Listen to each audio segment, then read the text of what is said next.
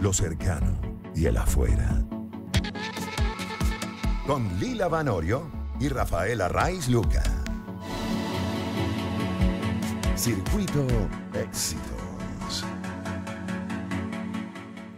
3:21 minutos de la tarde. Y en el colegio todos nos enseñan un mapa de en qué partes de la lengua se perciben determinados sabores. Pues la semana pasada, leyendo El País de España, había publicado un texto que hablaba de cómo los sabores de la lengua no son exactamente como nos enseñaban en la escuela, y hay nuevos estudios que hablan de la complejidad y de incluso otras partes del cuerpo que están involucrados en la percepción de sabores. Bueno, Lila, yo recuerdo que eso se llamaba las papilas gustativas. Exacto. La bienvenida es para Merlín Gessen, neurogastrónomo, presidente de la Asociación Venezolana de Neurogastronomía. Buenas tardes, Merlín, un gusto que estés acá. Qué Bienvenido. gusto estar en este nuevo programa en el que están haciendo cosas maravillosas. Lo decía justo antes de entrar. Muchas Y gracias. hablar de esto es divertidísimo. Mira, dulce, salado, ácido, amargo, ¿y qué más? Umami, almidón, grasa, pimienta, Szechuan. Ah, mira tú. El registro de los 5 gustos clásicos ha aumentado un poco en los últimos tiempos. Okay. Y esto del mapa de la lengua es una conversación muy interesante y una discusión dependiendo del gremio en el que uno anda, ¿no? Solamente para imaginarnos, en el año 1901, si mal no recuerdo, un científico alemán escribió un artículo que hablaba sobre los umbrales de recepción en la lengua. Y ese artículo, años más tarde, fue traducido al inglés. Y cuando se tradujo al inglés, el traductor interpretó que se hablaba sobre áreas específicas donde habían umbrales de sabor. Okay. Entonces, en esa traducción nació el famoso mapa de la lengua, donde en la punta estaba el dulce, en los laterales el salado, un poco más atrás el ácido, y al final de la lengua la percepción del amargo. Y ya para el año 2000, más o menos, cuando se empezó a hablar abiertamente sobre el umami, que es como que ese quinto sabor misterioso asiático que significa sabroso, gustoso, rico, en inglés es savory. Como no llevan dónde dibujarlo, hicieron en la mitad en un círculo y dijeron que ahí estaba el umami.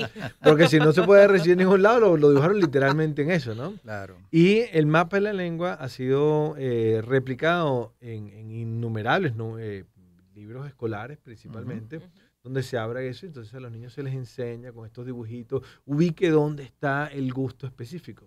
¿Y este umami cómo es? O sea, en la comida china está, por ejemplo. El umami lo genera un aminoácido no esencial. Okay. Se llama el glutamato. Ajá. Es un aminoácido que está presente en todo lo que tiene proteína, está presente en nuestro cuerpo, lo generamos nosotros solitos, y cualquier cosa que tenga proteína, por ejemplo, aparece. Pero no solamente está en todos los que son carnes y demás, en lácteos, por supuesto, pero todo lo que pasa por productos fermentados o deshidratados se enriquece muchísimo.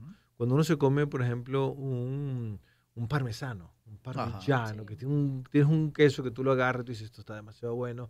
Eso que sentimos que nos puede generar tanto placer no es la sensación salada ni láctea, es el umami en sí mismo. El parmesano es uno de estos productos riquisísimos en umami, que lo que tú le pongas sabe delicioso, precisamente porque tenemos una capacidad de reaccionar muy favorable al tema del umami.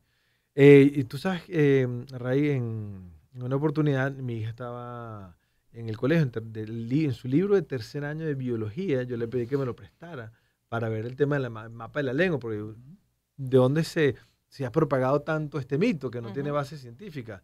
Y leyendo su libro de hace 3, 4 años atrás, y los invito a los padres que hagan lo propio ahorita, ya en el libro menciona que existe un mapa de la lengua, pero abajo te dice que es falso. O sea, alguien se dio cuenta y puso la corrección ahí. Ahora, ¿te acuerdas que te mencioné sobre el tema de los gremios? Sí. Yo que trabajo muy de cerca con el mundo de los sommeliers y también con el mundo del análisis sensorial, los que estudian cómo percibir el gusto, curiosamente, tienen una habilidad ciega para decirte que la entrada es salada, en el canto de la lengua se sienten unas notas ácidas y en la parte de atrás se sienten unas notas amargas.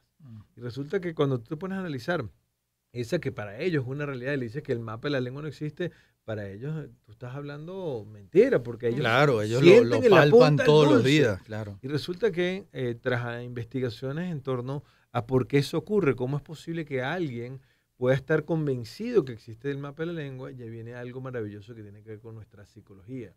Y el término que se le dio a eso es percepción psicológica. O sea, yo cuando hablo de esto en nuestro diplomado en neurogastronomía, le digo a la gente, y a los que nos están escuchando ahorita, ustedes pueden, si cierran los ojos, si están manejando, no lo hagan, pero si ustedes sienten en este momento, por ejemplo, el roce de la tela de su pantalón en la rodilla, y se concentran, lo pueden sentir, o en el codo, o en la ropa en el pecho, pueden sentir esa ropa rozándolos en este momento, o el zapato, por ejemplo. La mayoría de la gente dice, mira, si me concentro, sí puedo sentir específicamente ahí hay ropa, ¿no? Y el resto no lo está sintiendo. Entonces, la mente maravillosa, o está tan convencida de algo como el dulce, por ejemplo, Claro. se concentra en la punta de la lengua y puedes sentir que la entrada es dulce. Claro, Merlín, pero seguimos hablando de la lengua Ujú. y de los sabores y quizás lo inespecífico que puede ser, a pesar de que tenemos décadas pensando que en efecto hay un área en específico. Pero esta publicación de la revista New England Journal of Medicine Ujú. habla incluso otros órganos involucrados en el sentido del gusto y hablan del intestino. ¿Qué rol puede jugar el intestino en la percepción de un sabor que nosotros circunscribimos a nuestra boca? Bueno, vamos a darle más insights a nuestro oyente sobre este tema. En la lengua tenemos papilas gustativas, ¿verdad? Y lo que sabemos es que hay 3 tipos de papilas gustativas principalmente, y cada uno tiene receptores, células receptoras que envían parte de la señal al cerebro. Pero hay receptores del gusto en las mejillas, en el paladar, atrás en la campanita, digamos, en la parte de atrás La de la ula. garganta, en la ula. Hay receptores del gusto no solamente en el intestino, en el estómago, en el duodeno, en el intestino grueso. Porque si bien es cierto, en la lengua recibimos una información que nos dice si el producto tiene esto y cómo reaccionar ante él, nuestro cuerpo tiene que saber qué está corriendo por dentro de él para tomar ciertas acciones. Entonces, por ejemplo, lo que hablabas del umami. El umami, cuando toca nuestra lengua, manda una señal al cerebro diciendo, oye, esto es umami. Y yo necesito que, como reconoces este gusto en particular, este es un gusto que tiene un poder maravilloso de recompensa en nuestro cerebro y nos hace sentir felices. O sea, cuando tú estás comiéndolo con umami, te da una sensación de felicidad. Media hora más tarde, los receptores del gusto, que no son papilas gustativas, ojo, pero son receptores igual, otro tipo de receptores, en el estómago, cuando tú recibes el glutamato, digamos, se percibe en el estómago, envía una sensación de seguridad, que tú estás en un lugar seguro. Y uno dirá, pero, ¿y esas sensaciones más o menos por qué? Bueno, conectando puntos, esto no se puede decir así con fe ciega, pero tiene mucho sentido, así como antiguamente se decía que, claro, el mapa de la lengua se justificaba desde el punto de vista antropológico, porque tú tenías que probar las cosas en la puntica, si era dulce te lo podías comer, y si sentías el amargo más atrás, era un alimento que podía ser tóxico, entonces no lo querías comer, ese tipo de cosas. La leche materna, el gusto más abundante en la leche materna es glutamato, es umami. Más que dulce, más que salado. Tiene todo, pero el componente principal es umami. Entonces, imagínate un bebecito que empieza a amamantarse. Él necesita hacer una asociación con la felicidad para poder querer el alimento. Entonces, él tiene esa sensación de felicidad en el momento que se está amamantando. Media hora más tarde, ese ser inerte que está ahí no puede hacer otra cosa sino descansar. Y el ser humano, para poder descansar, se necesita sentir seguro. Si uno es inquieto, y nos pasa a todos en las noches cuando estamos muy alterados, nos cuesta mucho dormir. Sí. Un bebé evolutivamente... Bueno, por eso cuando uno en la noche se mete un atracón, pues no duerme. Cuesta muchísimo. Entonces un bebecito, no importa si hay una fiesta alrededor, si hay música, si necesitan... después de amamantarse, lo acuestas y más o menos media hora más tarde, él cae en un sueño plácido, ininterrumpido, porque se siente seguro. Ahora, Merlin, tú al principio hablaste de otros 2 sabores, un sexto y un séptimo. Sí. ¿Cuáles son esos? Hoy en día, en los últimos 15 años se han hecho grandes avances en torno a conocer esto de los demás del sabor.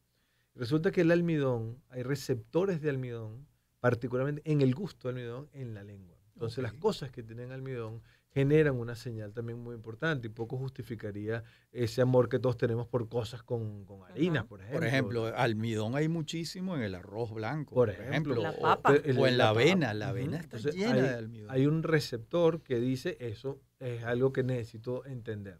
Más allá del de los aromas, estamos hablando de un receptor del gusto. Otro más es el de la grasa. Pimienta. Sí, la pimienta Sichuan. Ya te voy a contar, ese es divertidísimo. En la grasa hay otros receptores que ahora nos dicen que hay grasa.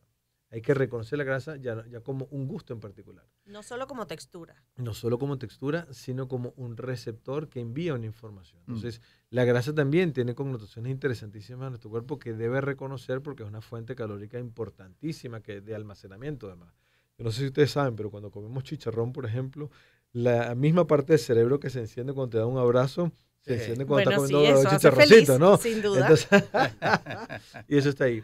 Y lo de la pimienta Sichuan, este es muy, muy interesante, porque la pimienta Sichuan, a diferencia de la pimienta común que le ponemos ahí, no sé, a la pizza o a una carne, la pimienta Sichuan, cuando entra en contacto con la lengua, genera una especie de descarga eléctrica, como si fuese una pila de 9 voltios. O sea, la lengua se empieza a excitar con estos receptores y termina durmiendo la lengua, reduciendo los receptores de otros elementos como el dulce, por ejemplo. Entonces, genera un cambio de percepción del sabor muy interesante, mayor salivación y hace que la comida tenga se realcen otros tipos de sabores que no los percibirías si no comes pimienta Sichuan. ¿Y cómo recibe el intestino delgado y el grueso esa pimienta Sichuan? Esos receptores que dicen allí, ¿no? Oye, yo estoy seguro que hay un gran trabajo todavía por investigar muchos de estos elementos, porque estos han sido elementos que están circunscritos a una cultura gastronómica en particular. Claro. En la alta cocina se ha empezado a utilizar porque es como un excitante adicional que hace que lo que estés comiendo se le realcen otros matices que no tendrías de otra manera. Por ejemplo, la pimienta regular lo que tiene son sensaciones somáticas. Claro. Engaña nuestras células de temperatura a pensar que se está algo calentando. Entonces ese ardor o ese picor tiene más que ver con que el cerebro cree que se está calentando la lengua que algo como el azúcar que genera dulce. Claro, pero también hay muchísima complejidad sabiendo todas esas cosas que pueden hacer estos distintos sabores y salen cosas maravillosas. Esta combinación, por ejemplo, de sal con chocolate o sal con caramelo, quizás inicialmente alguien no pensaría que eso va bien, pero todo lo contrario. Absolutamente, hay cosas maravillosas. Ostras con queso azul, por ejemplo. Claro. Son unas cosas divertidísimas que uno no se imaginaría jamás que pueden combinar. Bueno, pero en nuestra tradición gastronómica caraqueña, el salado con dulce es muy Y el dulce con picante, ¿no? También. Por ejemplo, yo soy... seguramente, como dirían los jóvenes ahorita, algunos cuantos me van a funar, pero pero yo le digo sí a las caroticas con azúcar y un toquecito picante, son divinas, por ejemplo. Claro. ¿No? O sea, esos equilibrios son maravillosos. El tema... Ningún caraqueño te funaría por eso. No, ¿verdad? Estamos a nivel nacional. Sí. Te cuento que a nivel de lo que está ocurriendo ahorita con el sentido del gusto se ha vuelto extraordinariamente protagonista. ¿Y por qué lo digo? Para que el cerebro sepa que está comiendo, el gusto solo aporta el 3% de la información. O sea, el sentido del gusto solo le dice el 3% de todo lo que implica lo que tú estás comiendo. Prácticamente nada.